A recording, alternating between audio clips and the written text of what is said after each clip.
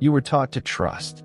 From the moment you learned to speak to the moment you first held a hand in friendship, the world whispered a dangerous lie: that people can be relied upon. You believed it, didn't you? You believed that kindness would be returned, that honesty would be rewarded, that loyalty was a currency that would buy security. But security is not a gift from others. It is an illusion we create to quiet the nagging fear inside us. Every smile, every comforting word, every reassuring gesture is a mask designed to lull you into a fragile sense of safety. And in that moment, while you feel the warmth of connection, the predator within the human experience awakens quietly. You cannot see it, because it wears the clothes of familiarity. It speaks the language of your own expectations. It mirrors your desires so precisely that suspicion feels unnatural, almost cruel. Every trust you place in another is a door left unlocked in a house full of intruders. You hope they will enter with good intentions, but hope has never been a shield. Hope is a blindfold. And in the shadows beyond that blindfold, danger waits, patient and precise, studying your movements, calculating the moment your guard drops, exploiting every lapse, every moment of human frailty. Safety is a story you tell yourself to survive, but survival is not the same as security. You might walk among smiling faces and shaking hands, convinced you are protected, but protection is a choice only you can make. Others cannot give it. They will not give it. Every time you hand over your trust, you hand over your power, piece by piece, until one day, the illusion cracks, and you see the truth.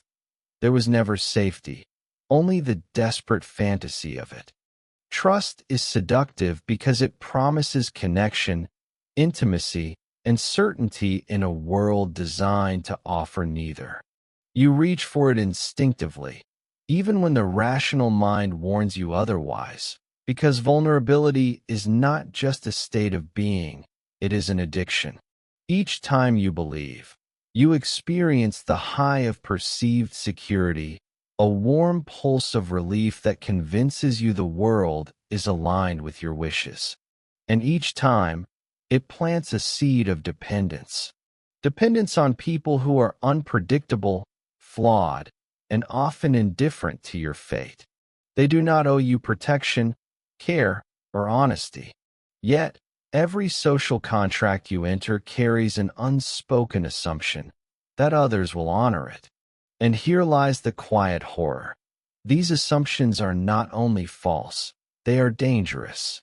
You are taught to forgive quickly, to rationalize missteps, to trust again after betrayal, as if repetition could somehow redeem the cost of previous mistakes.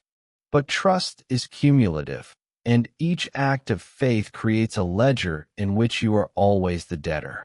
When the inevitable betrayal arrives, the debt is not symbolic.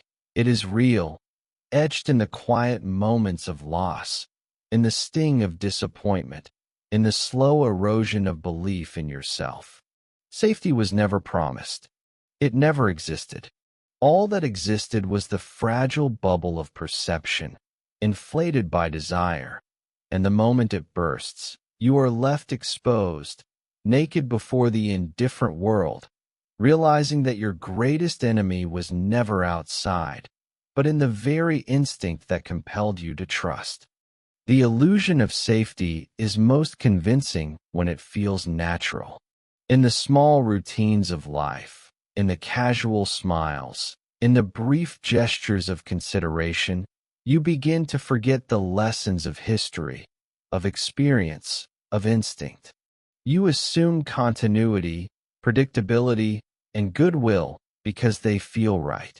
You forget that humans are not loyal by design. They are loyal by necessity, by convenience, or by fear.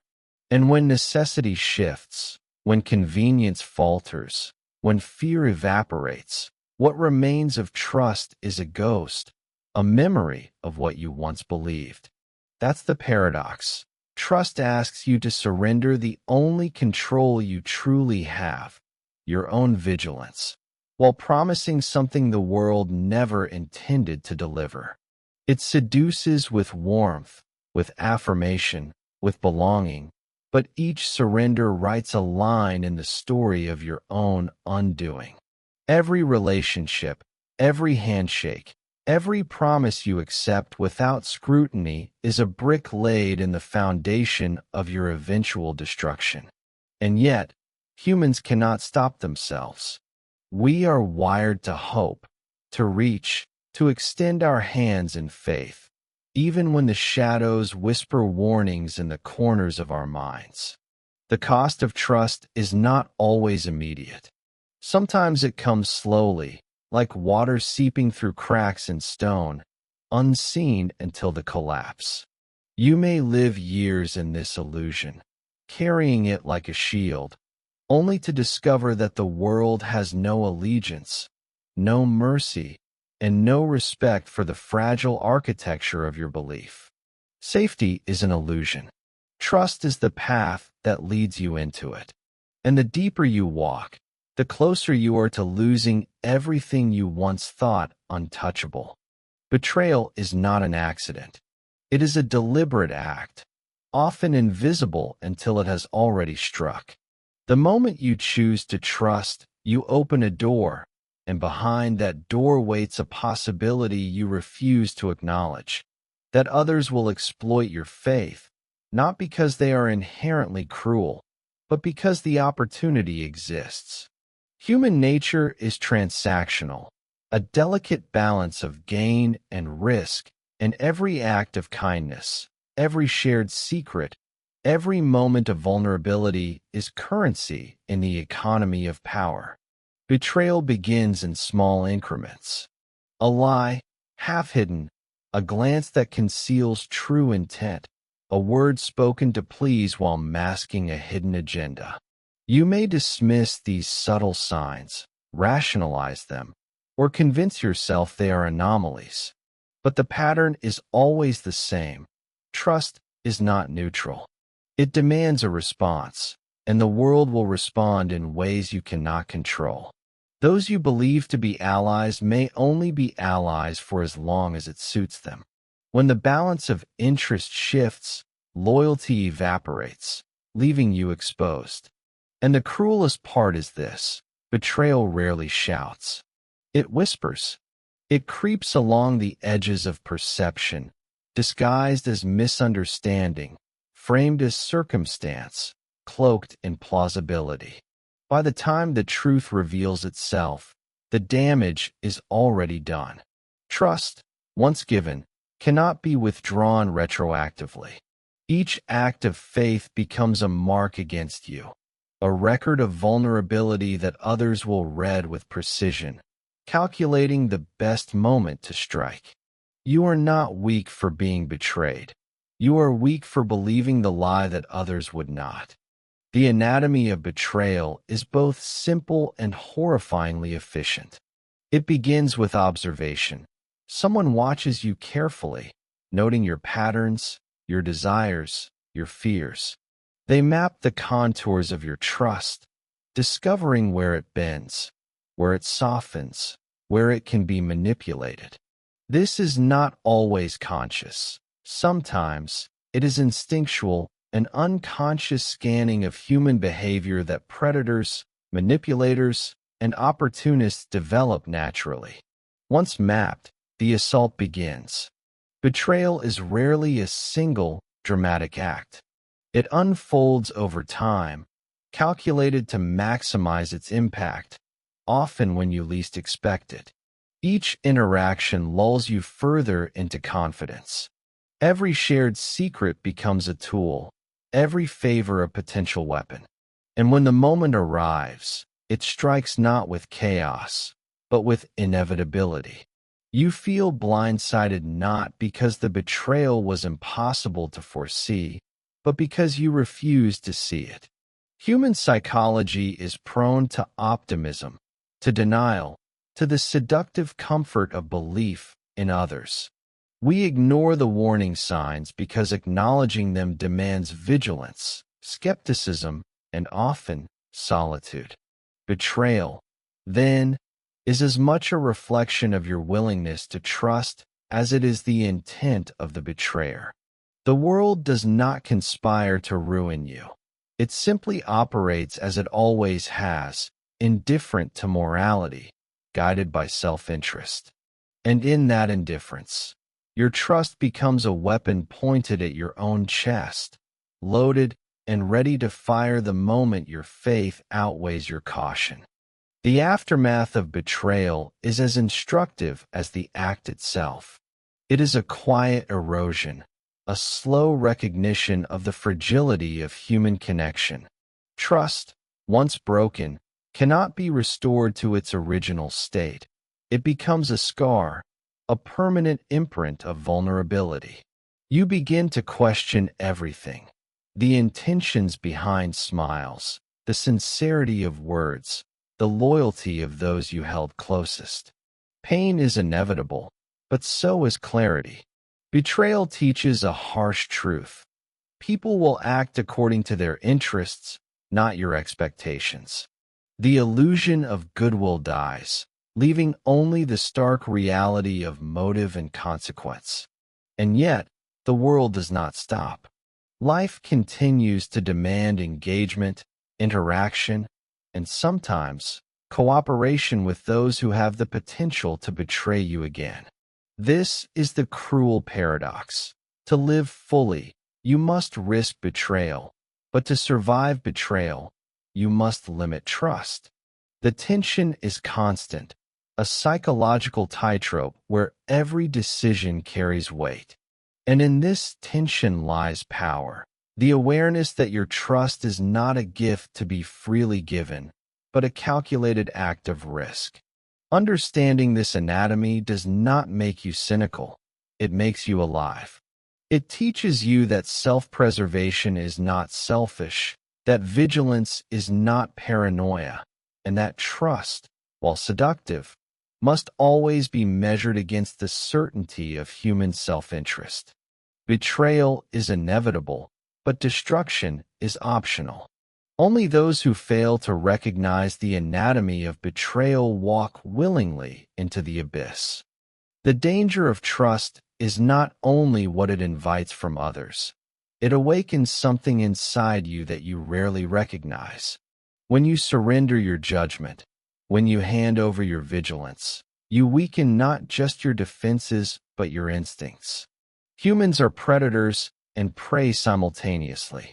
Trust suppresses the predator inside, the part of you that notices patterns, reads motives, and senses danger before it arrives. By choosing belief over suspicion, you silence intuition, the quiet voice that whispers warnings, and in that silence, the world gains an advantage.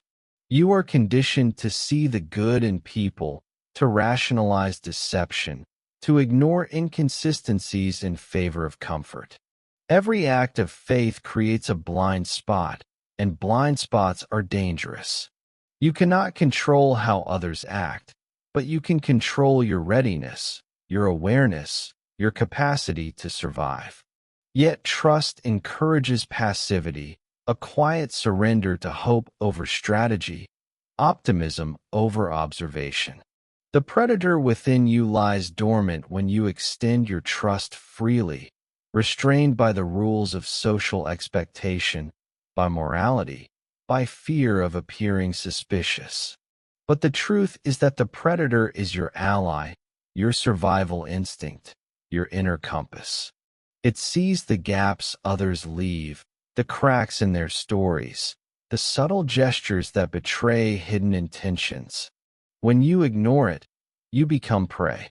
And the world is indifferent to your morality, your empathy, your desire to believe.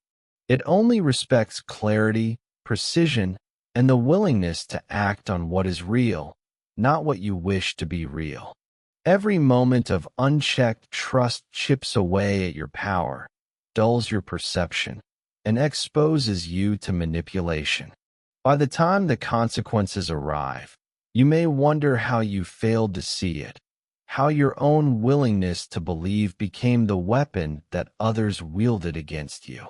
The predator within you is not a flaw. It is a tool, and trusting blindly ensures that it remains shackled when it is most needed.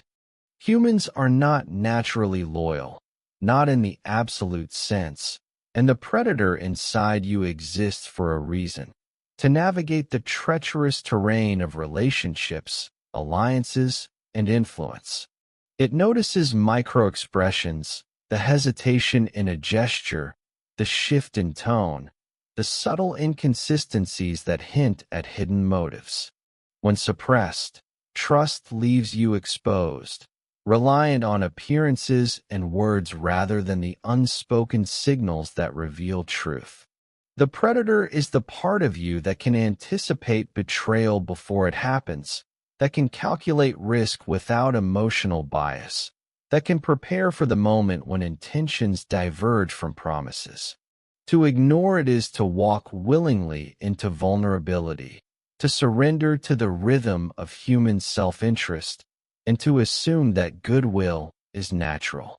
But goodwill is rare, temporary, and often conditional.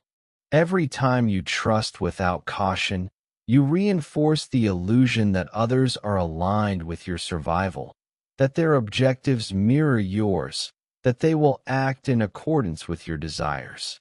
This is the core of self-destruction. You do not merely fall victim to the betrayal of others.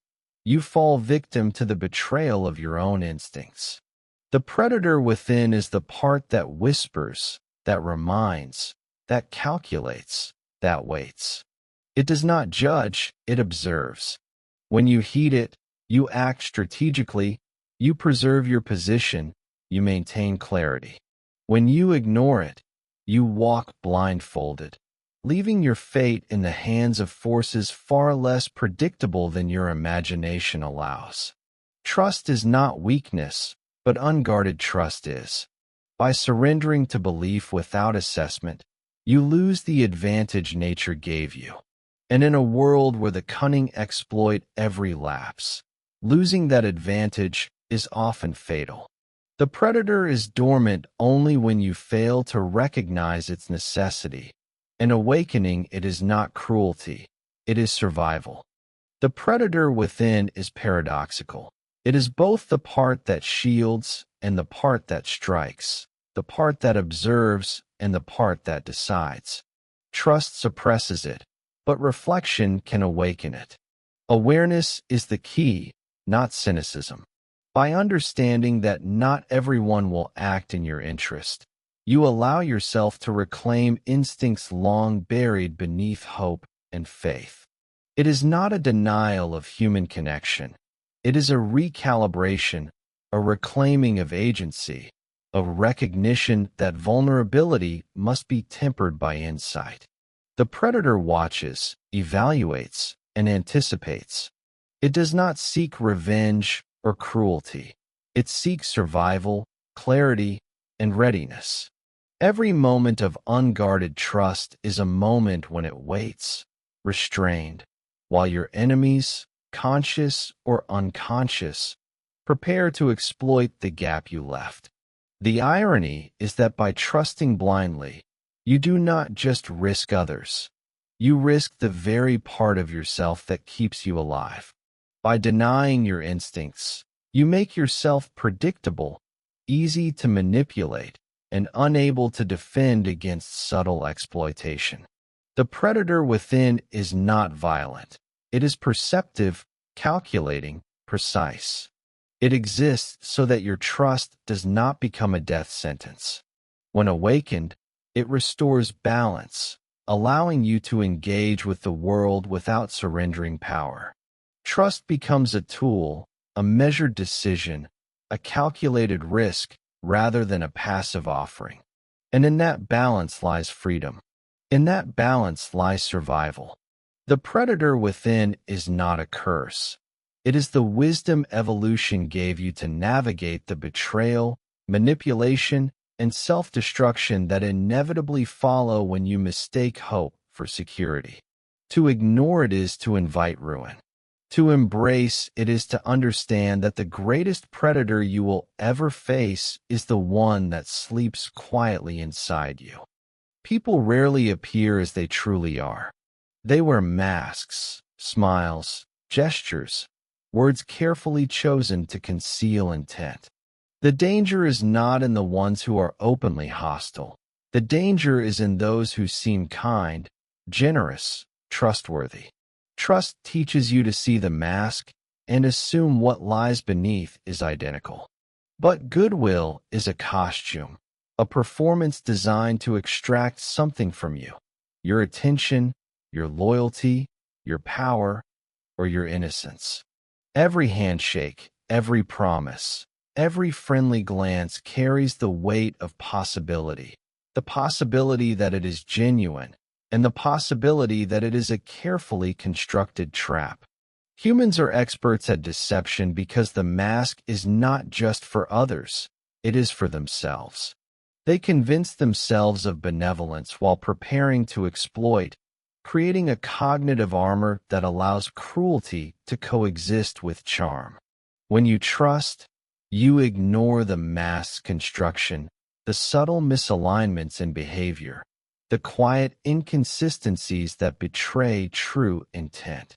It is only when the mask slips, through accident, impatience, or necessity, that you see the truth. By then, the damage is often done. The mask is the silent predator, the invisible hand guiding the fall of the unwary. It is subtle, almost imperceptible, and yet its effects are profound. It turns hope into vulnerability, faith into a lever, belief into a weapon. You are seduced by familiarity, by the warmth of recognition, by the comforting cadence of words that sound like truth. The problem is not that people lie. It is that you want to believe, that your desire for connection clouds your perception. And in that blindness, the mask becomes a tool of destruction, a means by which goodwill itself becomes a weapon aimed directly at your core. The more you trust, the easier it is to see the mask as reality. Familiarity reinforces belief. A smile repeated over time becomes truth. Gestures of kindness seem permanent. Promises feel binding. And yet, the mask's purpose is not to reveal, but to conceal. Beneath the surface, motives shift, allegiances bend, and intentions diverge. The ones you call friends may operate on self-interest, on convenience, on hidden calculations that you cannot perceive until they strike. It is not always malice. It is pragmatism, instinct, necessity. And the tragedy is that human instinct rarely suspects subtle manipulation because the mask is too convincing. You accept what appears before you because suspicion feels unnatural, ungrateful, even cruel. The mask thrives in that tension. It feeds on the assumption that others mirror your values, that empathy is universal, that trust is deserved. The moment you remove scrutiny, it becomes effortless for the mask wearer to manipulate, control, and betray. They need not raise a hand in violence, shout accusations, or wield threats. They only need the illusion you provide, the confidence you lend, the belief that appearances match reality. And in surrendering to that illusion, you hand over power willingly, little by little. Each act of faith reinforces the mask's strength, until the facade is impenetrable, and the truth lies buried beneath a layer so convincing you may never see it at all. The Mask of Goodwill is a lesson in subtlety. It teaches that appearances cannot be trusted, that charm can conceal intent, that kindness can be a weapon sharper than any blade. The world does not punish openly. It rewards those who can manipulate perception, who can conceal motives behind gestures, who can use trust as a tool without guilt. Understanding this does not require cynicism. It requires observation, attention, and the discipline to separate reality from desire. The mask is everywhere, in colleagues, in lovers, in friends, in strangers. It is worn unconsciously by many, intentionally by some, and studied by those who understand the power of perception. The cost of ignoring it is measured in regret, betrayal, and loss. The reward for recognizing it is clarity, control, and survival. Trust, if extended without scrutiny, allows the mask to dictate the terms of your existence. Suspicion, if disciplined, allows you to see the contours beneath the surface, to prepare, to act, to survive. And in a world that values appearances above truth, understanding the mask is not optional. It is necessary. The illusions of goodwill are everywhere, but the predator sees them, interprets them, and uses them. The difference between ruin and survival lies in the awareness that nothing is as it seems, that every smile may hide calculation, and that every act of kindness carries the weight of a potential betrayal. The mask does not scream, it whispers, and those who listen can avoid the fall. Blind faith is the most dangerous illusion you can cultivate. It promises comfort, security, and connection, whispering that trust will protect you, that belief in others will yield reward, that hope is enough to navigate the chaos of life. And yet, it does the opposite. It strips you of awareness, softens your instincts, and creates vulnerability where there should be vigilance. You hand over your trust as if it were a token, not realizing that every act of unexamined faith writes a ledger in which you are the debtor. The world does not conform to your optimism. People do not always act with loyalty, honesty, or kindness. Some exploit, some betray, some act without consideration. When you expect faithfulness, you are prepared to forgive small transgressions, rationalize inconsistencies, and overlook warning signs. Every concession compounds the risk. Every assumption of goodwill leaves a gap that can be exploited. The cost is cumulative, invisible until it manifests as pain, loss, or devastation. Blind faith is seductive because it feels righteous. You believe you are moral. You believe you are compassionate. You believe that trust is a virtue. And in believing, you convince yourself that harm is impossible. But the truth is harsher. The world operates on self-interest, strategy, and the quiet calculus of advantage. Every misplaced trust carries consequences. The casual gesture, the small secret, the simple reliance on another can escalate into betrayal when circumstances change or motives shift. And when it does, the weight of blind faith crushes not the betrayer, but you, leaving you to reckon with your own misjudgment, your own inability to protect yourself, and the harsh lesson that virtue alone is never a shield. Trust without caution is a contract you will always lose because the world does not honor your faith, and people rarely align with your expectations. The aftermath of blind faith is measured in subtle erosions before the devastation becomes clear. Relationships fracture, alliances crumble, opportunities vanish, and the illusion of security dissolves. Every act of unquestioned trust chips away at your control over your life, leaving you exposed to manipulation, deception, and betrayal. You may rationalize it, telling yourself that people did not intend harm, that circumstances were beyond anyone's control, or that the universe works in mysterious ways. But rationalization is a form of self-deception. The cost is real, tangible, and unavoidable. Emotional stability is the first to suffer, replaced by doubt and uncertainty. Financial or social repercussions follow, often magnified by the repeated patterns of trust you extend without scrutiny. The tragedy of blind faith is that it is seductive precisely because it obscures danger. You do not see the threads that lead to destruction because you refuse to look. The world's predators, both subtle and overt, observe with clarity, exploiting every lapse in judgment, every moment of weakness, and every assumption that kindness is natural. Your hope, your goodwill, your optimism, these are not shields. They are banners announcing your vulnerability. And when harm arrives, it does not come as an exception. It comes as proof of a principle.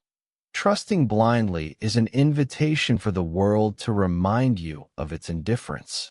Every disappointment, every betrayal, every moment of regret is a lesson in human nature, an illustration of the cost of belief without analysis. To survive, to preserve power, to maintain clarity, you must treat trust as a calculated risk, never a guarantee, never an obligation, and never a shield from the consequences of human self-interest. Blind faith leaves scars not just on the external world, but within your mind and spirit. It teaches you that optimism, when untempered by caution, can be fatal.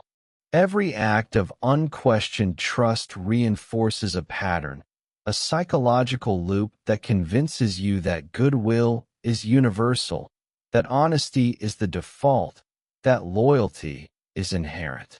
And every time that belief is shattered, it compounds your pain, reinforcing the lesson that the world is not obliged to meet your expectations. You begin to see connections and relationships as fragile, not resilient, as contingent, not absolute, as dangerous, not comforting. The cost of blind faith is not simply the betrayal itself, but the erosion of clarity, self-reliance, and vigilance. Trust becomes a gamble, and every wager against awareness chips away at your ability to protect yourself. The cruelest aspect is that the lessons often come too late, when patterns are entrenched, when habits of belief are too deeply woven into your psyche, when instinct is dulled by repeated surrender to hope. Blind faith creates the perfect environment for deception, exploitation, and self-destruction, teaching that desire for connection can be more dangerous than isolation. To avoid ruin, you must learn to temper hope with observation, kindness with scrutiny, and trust with calculation. Awareness becomes your only defense, vigilance your shield, and disciplined skepticism your weapon. In a world that rewards manipulation and exploits faith, blind trust is not a virtue, it is a silent sentence. Understanding the cost transforms trust from a gift into a tool, one wielded with intention, not surrendered recklessly. Trust is not a single act. It is a pattern, a repetition, a habit we cultivate without awareness. Every time you extend faith to another without scrutiny, every time you assume goodwill in a world that often offers none, you participate in a quiet ritual of self-destruction. It is subtle, almost imperceptible at first, like water slowly eroding stone. Small acts of belief compound over time, building a foundation of vulnerability that others can exploit with precision. You do not realize the pattern until it is too late, until betrayal or disappointment strikes with devastating clarity. Humans are conditioned to repeat this ritual, to forgive, to rationalize, to trust again, believing that the cost of disillusionment is outweighed by the promise of connection. And so the cycle continues, each iteration embedding deeper into the psyche, teaching dependence on others, dulling instinct, and softening judgment. It is not that people intentionally harm you at every turn. It is that the world does not owe you allegiance, and nature does not favor optimism. The ritual works quietly, invisibly, eroding the internal defenses that survival depends on. You begin to confuse hope with safety, kindness with protection, and faith with wisdom. Each surrender reinforces the ritual, normalizes it, and convinces you that vulnerability is inevitable, necessary, even virtuous. And when the consequences arrive, they are not shocking. They are inevitable. The ritual completes itself through repetition until the cost is unmistakable, the lesson unavoidable. Self-destruction is not sudden. It is cultivated, practiced, internalized, and perfected by those who trust without measure, unaware that every act of faith is a step closer to ruin. The danger of this ritual lies in its familiarity. Humans are drawn to patterns that feel comforting, even when they are destructive.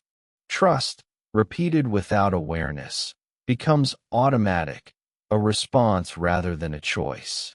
You extend faith because you have always done so, because the ritual has been reinforced by society, upbringing, or habit, and because the alternative, suspicion, doubt, isolation, feels unnatural or cruel. And yet, every repetition weakens your position, dulls perception, and creates an internal reliance on forces beyond your control. Each act of unexamined belief is a thread woven into a tapestry that others can unravel at their discretion. By the time betrayal occurs, by the time disappointment pierces the veil, you may wonder how you allowed it to happen, forgetting that it was not chance but repetition, not circumstance but ritual, that led to this moment. The irony is that self-destruction masquerades as connection, as hope, as loyalty. You participate willingly, thinking you are choosing love, friendship, or security, when in truth you are repeating a pattern that erodes your autonomy, manipulates your instincts, and exposes your weaknesses. This is why awareness is essential. The ritual can be recognized, disrupted, and redefined. But without recognition, trust becomes a habit that binds you. Vulnerability becomes predictable, and your instincts, once sharp and precise, are dulled by repeated surrender. The very behaviors meant to sustain human connection become the instruments of your undoing. To break the ritual requires a brutal honesty few are willing to confront. It demands the recognition that trust, when given without calculation, is an instrument of self-destruction. It asks that you observe patterns of behavior, both in yourself and in others, with unflinching clarity. It asks that every act of belief be measured against consequence, every gesture of faith weighed for risk. This does not mean rejecting connection entirely. It means reclaiming agency, reasserting control, and understanding that vulnerability must be earned, not assumed. The ritual of self-destruction is seductive precisely because it masquerades as human instinct, natural inclination, and moral virtue. Yet, once exposed, it reveals its true nature. Repeated surrender to hope, optimism, and goodwill at the expense of awareness ensures vulnerability, fosters exploitation, and amplifies harm. Breaking it is not a single act, but a deliberate practice, a conscious engagement with reality, and a refusal to allow habit to dictate exposure. Awareness becomes a shield, calculation a weapon, and skepticism a tool for survival. When the ritual is abandoned, trust transforms from a passive surrender into an active strategy. It ceases to be a path to ruin and becomes a deliberate choice, wielded with intention rather than given blindly. The lesson is harsh, but liberating. Self-destruction is not fate. It is ritual, and rituals can be disrupted. To survive, to thrive, to reclaim power, you must understand the patterns that have led to your vulnerability, recognize the seductive pull of blind faith, and consciously choose a different path. Only then does trust cease to be a weapon against you and becomes a tool you control. Suspicion is not cynicism. It is clarity. It is the sharp edge of awareness that cuts through illusion, the lens that reveals intent behind appearances, the armor that shields against the cost of blind trust. While the world teaches you to hope, to forgive, to believe, suspicion teaches you to observe, to measure, to question. It does not deny connection, it ensures it is earned. When you embrace suspicion, you reclaim the predator within, the instinct that knows patterns, senses danger, and anticipates betrayal before it strikes. You begin to see the motives hidden behind smiles, the intentions beneath gestures, the gaps between words and actions. This awareness is liberating because it removes the illusion of control others once had over you. Trust becomes a deliberate decision, not a default setting. By choosing carefully whom to believe, whom to follow, and whom to let close, you reclaim agency over relationships, over influence, over the subtle dynamics of human interaction. Suspicion forces you to confront the uncomfortable truth. The world does not care about your hope, your morality, your desire for connection.